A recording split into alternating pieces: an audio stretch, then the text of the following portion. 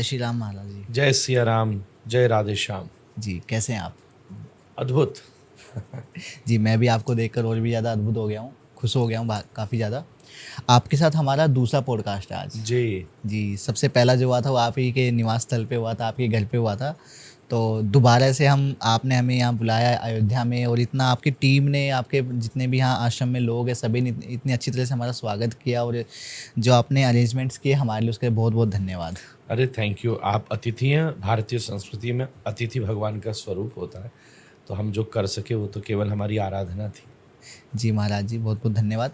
महाराज जी आज के पॉडकास्ट में ना मैं आपसे कोई टिपिकल सवाल नहीं करने वाला हूँ, जी मैं बहुत ही बेसिक सवाल करने वाला हूँ, क्योंकि मुझे ऐसा लगता है कि लोगों को ना बेसिक्स के बारे में ही नहीं पता है। बिल्कुल सही है। सबसे पहले उनके बारे में जानना चाहिए। तो मैं बहुत ही बेसिक सवाल से स्टार्ट करना चाहूँगा अपना पॉडकास्ट।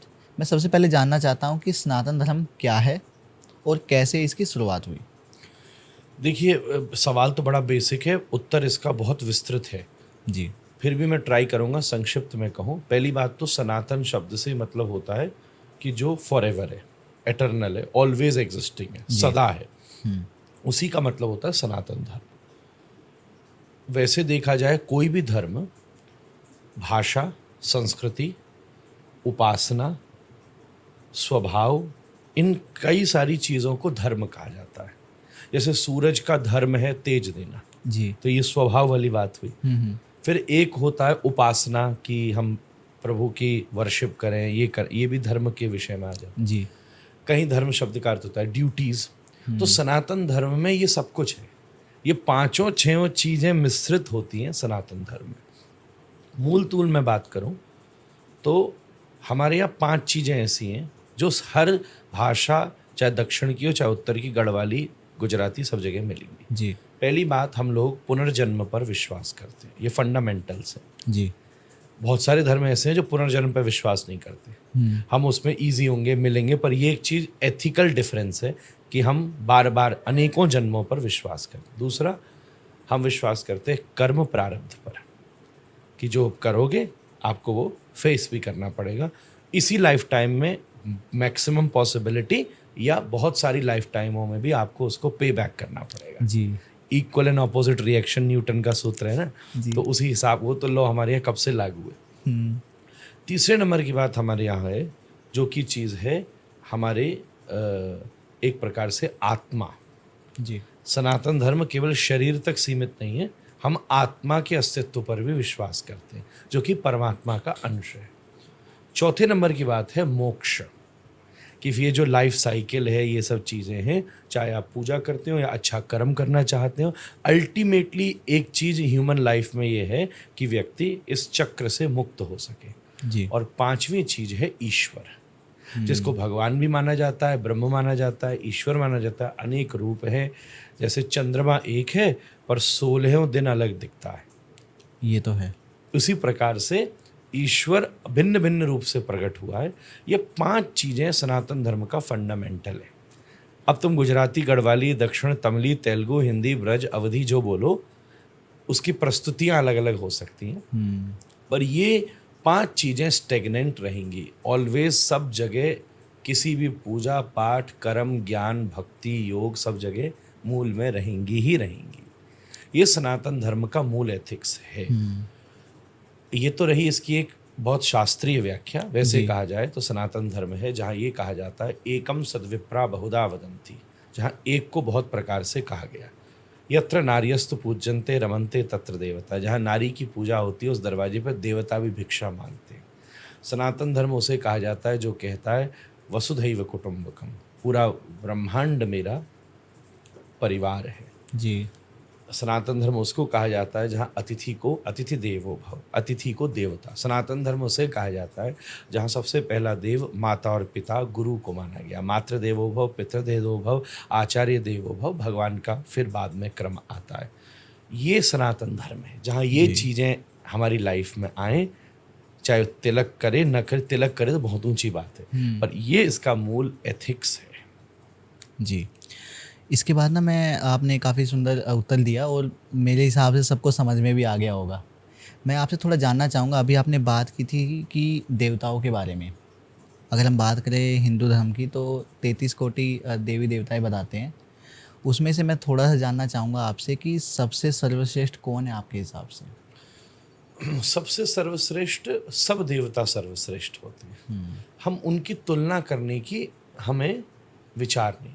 किसी भी साधक के लिए उसका इष्ट सर्वश्रेष्ठ होना चाहिए, जी। है कि नहीं, ये अलग बात है। होना चाहिए, ये बात बिल्कुल निश्चित है। आपके घर में वृद्ध माता पिता हो जी। और मोहल्ले में भी वृद्ध माता पिता हो, तो पहला दायित्व ये है कि घर के वृद्ध माता पिता की सेवा करो, फिर अवसर लगे तो सबकी सेवा करो। उसी प्रकार से जितने देवी देवता, सबका अपना गुणाधिक्य है। भागवत आदि ग्रंथों में कौन सा देवता कौन सी वस्तु दे सकता है, तो आपको जो वस्तु चाहिए उसके अनुसार वो उस कार्य में सर्वश्रेष्ठ है। जैसे भागवत के एक स्कंध में व्याख्या आई है कि जैसे जो गृहस्थ को अच्छे से करना चाहता है वो भगवती को उपासना करे। विद्या कामास्तु गिरीशम, जो विद्वान होना चाहता है वो गिरीश और शंकर की उपासना करे। जी। इस प्रकार से स्वस्थ रहना चाहता हो अश्विनी कुमारों की पूजा करे। तो आपका क्या उद्देश्य है, उस उद्देश्य से अगर आपकी कामी सकामी उपासना है, आप किसी कामना से देवता की पूजा कर रहे हैं और आपको इष्ट नहीं है, तो ये एक विचार हमें रखना चाहिए। दूसरी बात जो स्पष्ट है कि आपके लिए सबसे बलवान आपका इष्ट ही होना चाहिए। वो जो हो, आपका गुरु इष्ट आपको सब कुछ दे सकता है। जी। मुझे बल चाहिए तो भी मैं राधा रमण जी से मांगूंगा, विद्या चाहिए तो भी उनसे मांगूंगा, गृहस्थ सुख चाहिए तो भी, अध्यात्म सुख चाहिए तो, सब कुछ मेरे लिए मेरे राधा रमण लाल ही हैं। जो हनुमान जी को मानता सब कुछ उसके लिए हनुमान जी ही होने चाहिए। जी। ये बिल्कुल साफ स्पष्ट बात है। तीसरी बात, जिसको अपने इष्ट का नहीं पता और जो अभी तक बिल्कुल खोया सा हुआ है कि हम क्या करें, काफी तो लोग सोचता है ऐसे कि मेरा जिनको नहीं पता। कनेक्शन ऐसा है कि मुझे आज हनुमान जी बड़े अच्छे लग रहे हैं, जी। फिर कभी कभी ऐसा होता है हमें शिव जी बड़े अच्छे लग रहे हैं। तो कोई बात नहीं, सनातन धर्म कहता है कि बहुतों में आस्था रखी जा सकती है, कोई तकलीफ नहीं। आप 5 को भी मानते, 10 को भी मानते, तो आप अच्छे से मान सकते हैं। आप धीरे धीरे जैसे जैसे मैच्योर होते जाएंगे ऐसे ऐसे आप पर्टिकुलर होते जाएंगे। शुरुआत में बहुत सारे मित्र हो सकते हैं, फिर धीरे धीरे कुछ ही रहते हैं जो लाइफ लॉन्ग तक रह पाते हैं। जी। तो ये भी एक बात है। और अल्टीमेट बात मैं ये भी कहूँगा, कुछ भी ऐसा ना पता हो और सब कल्पना या भ्रम लग रहा हो, तो सूर्य को इष्ट माना जा सकता है, ऐसी शास्त्र की आज्ञा है। क्योंकि सूर्य प्रत्यक्ष देवता है। आप जी। रोज उनका दर्शन, उनका मूवमेंट देखते हैं, उनका असर देखते हैं, उनका प्रभाव देखते हैं। तो सूर्य को इष्ट माने और सूर्य को प्रणाम करें। वो सारी ऊर्जा प्रदान करने वाले देव हैं और प्रत्यक्ष देव हैं। इस तरीके से बात की गई है।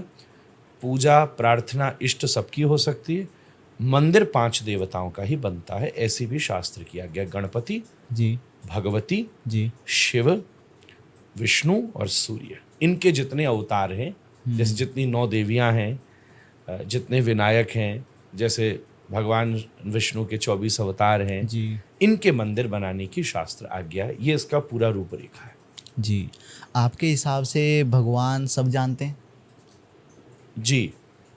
मैं एक चीज़ आपसे जानना चाहूँगा कि अगर भगवान सब जानते हैं, मैं यहाँ पे बात करना चाहूँगा हमारे शंकर भगवान की, भगवान शिव की बात करना चाहूँगा कि हमने देखा है जिन्होंने हमने जब ग्रंथ पढ़ते हैं हमारे, या फिर हम टीवी पर भी आजकल देखते हैं, रामायण हो गई या फिर कोई भी जो मैथोलॉजिकल जो मूवीज़ आती हैं आजकल या सीरियल्स आते हैं, हमने देखा है कि भगवान शिव की जो है ना आराधना करते हैं, उपासना करते हैं, लोग तपस्या करते हैं, उनके बाद उनसे वरदान पाकर ना फिर वो बुरे कर्म करते हैं।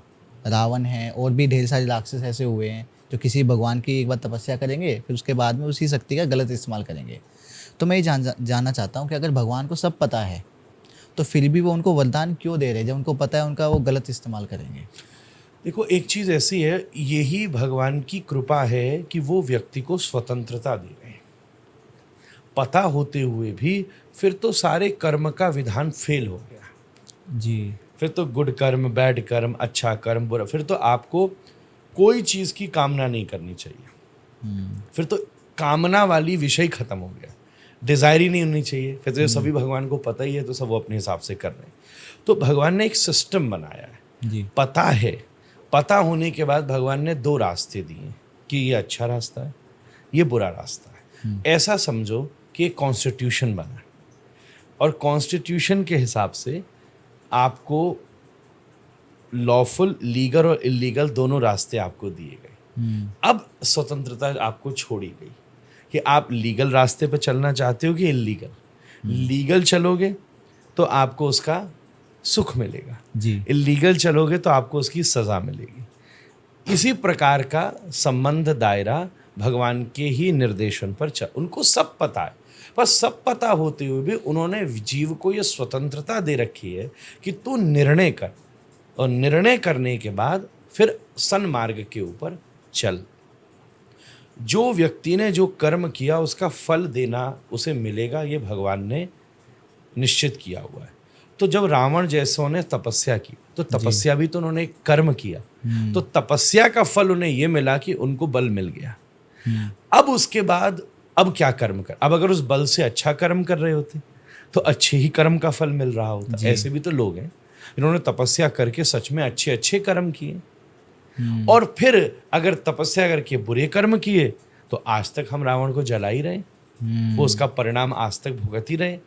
तो इस व्यवस्था को बिल्कुल ऐसे समझना चाहिए, भगवान सब जानते और जानते हुए भी व्यक्ति को विकसित होने का अवसर देते हैं। आपके हिसाब से जो हमारे भाग्य में लिखा है वो होता है हमारे साथ में, या फिर जैसा हम कर्म करते हैं वो होता है? दोनों चीजें मिक्स होकर होती हैं। भाग्य हमारे सामने सिचुएशन तैयार करता है, ये ध्यान से समझिएगा जी। और कर्म उस सिचुएशन में हम क्या एक्शन कर रहे हैं ये डिपेंड करता है। ये दोनों चीजें, जैसे एग्जाम्पल ये है कि अयोध्या आना आपके भाग्य में, जी। अब अयोध्या आके आप क्या कर रहे हैं ये आपके हाथ में। कोई हो सकता है कि कितने लोग वृंदावन ऋषिकेश जाते हैं, ऋषिकेश योग नगरी है जी। उसको कईयों ने भोग नगरी बना दिया ऐसे। वृंदावन में बहुत सी गड़बड़ें हो सकती हैं, अयोध्या में भी हो रही होंगी जी। तो अगर ऋषिकेश जाना भाग्य में, तो ऋषिकेश तो बहुत बड़ी साधकों की नगरी हुआ करती थी, सिद्ध रहते थे। अब भाग्य आपको ऋषिकेश ले गया, और वही ऋषिकेश में जाके आप श्रद्धा से गंगा को प्रणाम तो नहीं कर रहे, केवल राफ्टिंग करते फिर रहे। ये आपके डिसीजन में ना, मेरा कोई दोष नहीं है कि आप राफ्टिंग ना करिए, आपको अच्छा लगता हो तो करिए माँ की गोदी में, पर उसके साथ साथ कम से कम विनम्रता श्रद्धा से उसको प्रणाम तो कर लीजिए, उस चीज़ को तो मैनेज कर लीजिए। ये एक ऑप्शन हमें ऐसा लगता है। ऐसा समझो, और जरा सिंपल एग्जांपल दो भैया जी। तो प्रारब्ध कैसा है, जैसे बुफे, और कर्म कैसा है जो आप प्लेट में डाल रहे हो। प्रारब्ध में बुफे लगा, कुछ मीठा रखा गया, कुछ तीखा रखा गया, कुछ स्वादिष्ट रखा गया, कुछ थोड़ा सा पेल रखा गया, कुछ थोड़ा सा स्टेल रखा गया, थोड़ा बिटर रखा गया, सब कुछ रखा गया। बहुत सारी जगह ऐसा होता है। कई कई जगह तो ये भी देखने को मिलता होगा कि एक तरफ शायद सात्विक ठाकुर जी का प्रसाद भी रखा होगा, दूसरी तरफ खाने पीने की उल्टी सीधी चीज़ें भी रख दी होंगी शादी ब्याहों में जी। अब हर आदमी को प्लेट दी और छोड़ दिया। ऐसे भाग्य ने सिचुएशन तैयार की और माइंड की प्लेट दी कि अब तू डिसीजन कर कि तुझे अपनी प्लेट में क्या डालना है। जी। अब तुमने वो प्लेट में वो चीज़ डाली कि सीवियर इंडाइजेशन हो गया, तो तुम रात भर परेशान रहोगे, अगले दिन परेशान रहोगे, 2-3 दिन के प्रोग्राम तुम्हारे कैंसिल हो जाएंगे। वहीं दूसरी तरह अगर तुमने अच्छे से भोजन किया, सात्विक किया, स्वास्थ्यवर्धक किया, तो तुम्हें कोई परेशानी नहीं होगी। तो इससे सिंपल एग्जाम्पल नहीं हो सकता। भाग्य हमारे सामने बुफे तैयार करता है और कर्म हम बुफे में से क्या प्लेट में डाल रहे हैं, यही हमारा कर्म है। जी। एक चीज़ ना हम सब ने देखी है कि हमारे आसपास ना काफ़ी ऐसे लोग होते हैं जो कि बहुत ही साधारण जीवन जी रहे हैं, किसी का बुरा नहीं करते हैं, ना ही कुछ बुरा सोचते हैं, वो कुछ भी ऐसा नहीं है, कर्म भी उनके साफ़ सुथरे हैं, लेकिन सबसे ज़्यादा दुखी, सबसे ज़्यादा परेशानी में वही है। लेकिन अगर हम कंपेयर करें उसको उस इंसान से जो कि बहुत ही ज़्यादा भ्रष्ट है और सब लोग उनके बारे में जानता है ये तो बुरा इंसान है, वो लोग बड़ी बड़ी गाड़ियों में घूम रहा है, पैसा छाप रहा है, एक ऐशो आराम की ज़िंदगी जी रहा है, तो फिर ऐसा क्यों? अगर भाग्य और कर्म अगर हमारे हाथ में, इनके ऊपर ही हमारा जीवन डिपेंड करता है, तो ऐसा क्यों है? ऐसे मन में भावना हमारी तब आती है जब हम किसी भी चीज़ को शॉर्ट टर्म में देखते हैं। जी। शॉर्ट टर्म में जो हम देखेंगे तो हम एनालाइज नहीं कर, ऐसे तो आप देखो रावण महलों में बैठा है, राम जी जंगलों में घूम रहे हैं। जी ये तो है। अब शॉर्ट टर्म में आप देखो तो वहां बेचारे रावण के लिए तो उसकी पूरी प्रजा मरने को तैयार है, और यहाँ राम जी को खुद घर वालों ने बाहर निकाल दिया है, बेचारे जंगल में घूम रहे हैं। पर ये शॉर्ट टर्म है। जी आप यही तो सिचुएशन कह रहे हो कि अच्छा कर्म करने वाला परेशान है और बुरा कर्म करने वाला आनंद ले रहा है। जी तो रावण और राम की कथा भी तो यही समझा रही है। दुर्योधन बैठा है महलों में और पांडव बेचारे जंगलों में घूम रहे हैं। जी तो यही तो सिचुएशन, पर ये शॉर्ट टर्म है। अब ये देखो आप, दुर्योधन महलों में रहते हुए पर नींद नहीं ले पा रहा बेचारा, रोज सोचता है पांडव क्या करें, और पांडव जंगलों में रहते हुए मस्त रह रहे। उन्हें पता है विक्ट्री अल्टीमेट, लॉन्ग टर्म में देखो तो विक्ट्री किसकी है। जी उधर पांडव जीत रहे हैं, उधर रघुनाथ जीत रहे हैं, उधर राम जीत रहे हैं।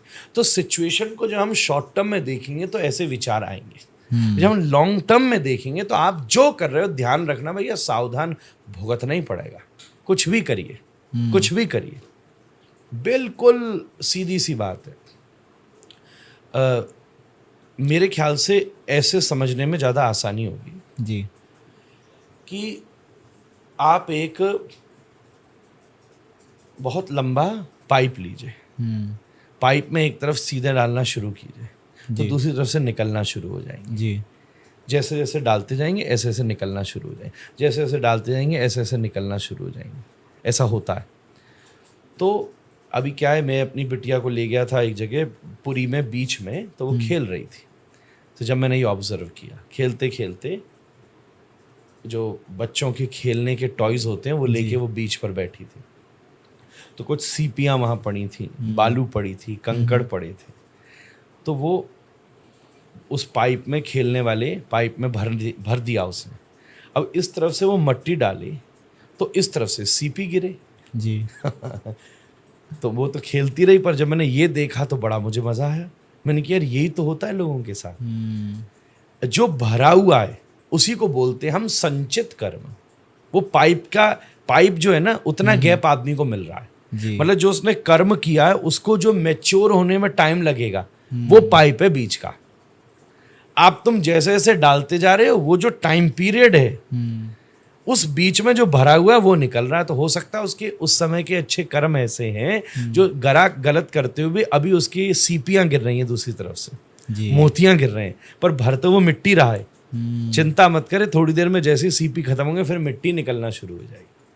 तो अगर तुमने सीपी ही भरे होंगे तो सीपी ही गिरेंगे और सीपी ही भरते जाएंगे। जी ये बात सीधी सीधी। एक कहानी मुझे याद आती। जी 2 मित्र थे, एक बड़ा सज्जन परोपकारी आदमी था और दूसरा थोड़ा सा ऐसे ही मौज मस्ती वाला था। एक ऐसा था उधार लो, मारो पीटो, मौज करो, लाइफ एक मिली है, जो मर्जी करना है करो। दूसरा कहता था ऐसे नहीं भाई। शाम का टाइम होता था तो हर लगभग संडे को एक जना मंदिर जाता था, दूसरा जना मस्त पार्टी करने जाता था। खैर मंदिर पार्टी से मुझे प्रॉब्लम नहीं है, पर वो स्वभाव का था। एक समय की बात है कि वो मंदिर से शाम को लौट रहा था और जब घर पहुंचा तो रास्ते में उसके इतना बड़ा कील पैर में घुस गया, खून लहू लुहान। घर पहुंचा, पट्टी बांध के बैठा रहा। उतनी देर में वो जो दूसरा जो भोगी मित्र था वो आया, जो मस्त मौजी था, बड़ा खुश। उसके हाथ में एक सोने के गिन्नियों की पोटली लगी हुई थी। जी उसको देख के और हंस रहे हैं, ले कर ले और अच्छा काम, क्या मिला तुझे? तेरे पैर में कील घुस गए और देख मैंने मौज करी, और जो मौज करता है ऊपर वाला भी उसी को देता है। ये देख मुझे सोने की गिन्नियां मिली। जी थोड़े दिन बाद किसी घटना में उनकी मृत्यु हो गई। एक कहानी बता रहा हूँ केवल जी समझाने के लिए। तो धर्मराज के सामने दोनों लोग पहुंचे। तो धर्मराज से उस सदाचारी मित्र ने पूछा कि उस दिन मैं अपने मित्र का जवाब नहीं दे पाया, आप जवाब दीजिए। तो धर्मराज ने बहीखाता खोल करके दिखाया उस व्यक्ति को कि भैया तेरी उस दिन मृत्यु होने वाली थी, पर तेरे अच्छे कर्म ने उस मौत को केवल पैर में चुभ रही एक कील पर समाप्त कर दिया। सूली घुसने वाली थी तेरे शरीर में जी, पर तेरे पैर में कील घुसी और बात खत्म हो गई, टल गई, बात समाप्त हो गई। और ये उस दिन धरती का सबसे बड़ा धनवान आदमी बनने वाला था। इसके दुष्कर्म ने अंबार जो धन का था वो एक पोटली पर लाकर खत्म कर दिया। तो एक सिचुएशन को यूं देखो तो कौन फायदे में और कौन नुकसान में? बात ही बदल जाएगी। वो कहते हैं ना कि जो भी होता है अच्छे अच्छे के लिए होता है। अच्छे के लिए होता है, अच्छे ही करते रहो, जी। आपके साथ अच्छा ही होगा। अभी बैड फेस चल रहा है तो इसको अपना एग्जाम का टाइम मानो। जी महाराज जी, मैं आपसे ना थोड़ा जानना चाहूँगा इस देश दुनिया के बारे में। आप इंडिया के अलावा बाहर भी जाते रहते हैं, वहाँ पर भी आपकी कथाएं होती रहती हैं। तो मैं थोड़ा जानना चाहूँगा कि बाकी अगर हम भारत को छोड़ें, भारत के अलावा बाकी के देशों में हिंदुज़म को, हमारे सनातन धर्म को, हिंदू धर्म को कैसे प्रैक्टिस किया जाता है और कैसे देखा जाता है, थोड़ा जानना चाहूँगा। बहुत बड़ी रिस्पेक्ट है इस समय। एक चीज़ तो जानते हैं कि अगर स्पिरिचुअलिटी समझनी है तो आज भारत आना पड़ेगा, और अभी से नहीं, पिछले 100 वर्षों से यूरोप, अमेरिका, पूरी दुनिया ने समझ लिया है जी। कि स्पिरिचुअलिटी अगर जाननी है तो यहीं आना पड़ेगा। और बड़े से बड़े योगी, धनवान लोग, दुनिया को चलाने वाले लोग भी समय समय पर उस एक्सपीरियंस के लिए भारत आते रहे हैं। जी। बहुत बड़ा आकर्षण वहाँ योग को लेकर है। वो किस स्तर तक पहुँचा ये बात दूसरी है, धीरे धीरे संस्कार बनेंगे, पर योग को लेकर है, ध्यान को लेकर है, इस समय भक्ति को लेकर है। भारत को के धर्म को भारत के भोजन से भी बहुत जोड़ा जाता है। भोजन से? हाँ, भारत के भोजन से, भारत के सात्विक भोजन से भी बहुत जोड़ा जाता है। जो यहाँ भोजन वितरण करने की परंपरा है, जो इस समय फेसबुक कंपनी का मार्क जुकरबर्ग ओनर है, बल्कि मैं एप्पल के ओनर की बात करूं, सॉरी, तो मैंने जब मैं वहाँ गया था सिलिकॉन वैली, तो मैंने वहाँ उसके ऑफिस में पढ़ा था। उसने अपनी बायोग्राफी में ये मेंशन किया है कि मैं जब बहुत स्टूडेंट लाइफ में था, उस टाइम पर भोजन करने के लिए एक मंदिर में ही जाया करता था जी। वहाँ, क्योंकि वहाँ मुझे फ्री स्टूडेंट लाइफ में भोजन मिल जाता जी। आप स्टीव जॉब्स की बात कर रहे हैं? स्टीव जॉब्स की बात कर रहा हूँ। जी। स्टीव जॉब्स ने, मार्क जुकरबर्ग ने, इन्होंने इस तरीके से अनुभव, फिर नीम करोड़ी बाबा तो प्रसिद्ध हैं ही हैं इस विषय में। तदनंतर यहाँ का जो, मैं ये कहूँगा, जो उपासना है ना, अभी उसको तो वो नहीं कनेक्ट कर पाते। उपासना, पूजा को तो नहीं समझ रहे, पर फिलॉसफी के प्रति, मेडिटेशन के प्रति, योग के प्रति, ध्यान के प्रति, भक्ति के प्रति, इनके प्रति उनका गहरा आकर्षण है, बहुत गहरा आकर्षण है। एक चीज़ मैं भी देख पा रहा हूँ यहाँ पे कि अगर हम फॉरेनर्स को देखें जो इंडिया में आते हैं और यहाँ पर आके वो बड़े ही मज़े से हरे कृष्णा हरे रामा करते रहते हैं। एक चीज़ क्या है, वहाँ पीयर प्रेशर नहीं जी। तो वहाँ मैंने जो देखा, जो आदमी आया वो बड़ा स्ट्रांगली आया। हाँ, बड़े से बड़ा आदमी, क्योंकि हमारे यहाँ क्या है, सोशल प्रेशर, पीयर प्रेशर बहुत सारे होते हैं। वो तो क्या ब्लैंक पेपर है।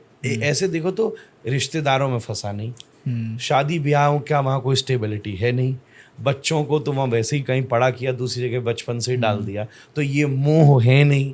मतलब भूमि अगर देखी जाए तो बहुत हद तक कहीं ना कहीं इस तरीके से तैयार होती है जी। और फिर तो 1 मिनट में वो घटना घट जाती है, अगर उनको कोड़ा सा भी स्पंदन स्पर्श कर जाए, रियल, बहुत जगह एक्सप्लॉयटेशंस भी होता होगा, पर रियल चीज आ जाए तो वो इतने सीरियस हो जाते हैं, जो कई बार मुझे भारत में भी इतने सीरियस लोग नहीं। मैं जानता हूँ आज ऐसे ऐसे परदेशियों को जो बड़ी विनम्रता से, बड़े समर्थवान होते हुए। जी। मेरे को एक कहानी याद आती है, वो माता भी जीवित है, कुछ समय पहले हमारे वृंदावन आश्रम में रहा करती थी, स्विट्जरलैंड की है। तो 3 महीना वो रही। 3 महीने रहने के बाद में जब वो वापस गई तो जस्ट बाय चांस कोई छोटी सी जो छिपकली होती है ना, बिल्कुल छोटी सी, उसने बैग पैक किया, बैग तो नीचे होता होगा बेड के, जब पैक किया तो शायद उसमें चली गई। वो वहाँ पहुंची, अब इतनी छोटी थी कि आई डोंट नो, बस पहुंच गई। तो उसने वहाँ पहुंची, अपना बैग खोला, तुरंत 8 घंटे की फ्लाइट ली, 10-12 घंटे ट्रैवल किया, और उसने निकाला तो वो ऊपर ही थी। एक बार तो डरी, कोई नॉर्मल आदमी हो तो कुछ ना सोचे। 1 मिनट में उसके मन में विचार आया कि हमने तो सुना है कि वृंदावन में जीव जंतु भी राधा रानी की कृपा के बिना नहीं जा सकते जी। तो मैंने कितना बड़ा अपराध कर दिया। मैं तो खुद ये स्विट्जरलैंड छोड़ छोड़ के वृंदावन जा रही हूँ, और मैं वृंदावन की ये छोटी सी जीव को यहाँ ले आई, ये तो बड़ी गलती है, बस क्या करूँ। तो तुरंत उसने जो बहुत डॉक्टरों से वहाँ वेटनरी हॉस्पिटल में पूछा, पता चला, उसको थोड़ा बहुत संरक्षित किया, तुरंत गवर्नमेंट से परमिशन ली, रिपोर्ट दी, उसको अच्छी तरह सील किया, मेडिकेटेड फॉर्मेट में उसको सेव किया। और आप आश्चर्य मानोगे, रियल स्टोरी है, मैं तो मिला सकता हूँ उस महिला से, कि जैसे आज सुबह वो लैंड करी, ठीक 6 घंटे बाद उसने दूसरा हवाई जहाज लिया। 1.5 लाख रुपए की टिकट बुक करी उधार मांग के अपने दोस्तों से, और फिर से फ्लाइट लेके ज्यूरिक से दिल्ली उतरी, टैक्सी करके वृंदावन आई। मैं चौंक गया। सुबह तो गई थी, रात में क्या, हमने पूछा फ्लाइट छूट गई क्या? बोले नहीं नहीं नहीं बताऊंगी। बोले मुझे वही कमरा खोल दीजिए। कमरा खुलवाया, हमारे आश्रम के सेवक ने खोला। अगले दिन मंगला गई, रोई आई, तब उसने बताया, बोले महाराज राधा रमन जी ने मेरी लाज बचा ली, अगर इस जीव को वहाँ कुछ हो जाता तो मैं राधा रानी को मुंह दिखाने लायक नहीं रहती। आज उसको मैंने बचा लिया।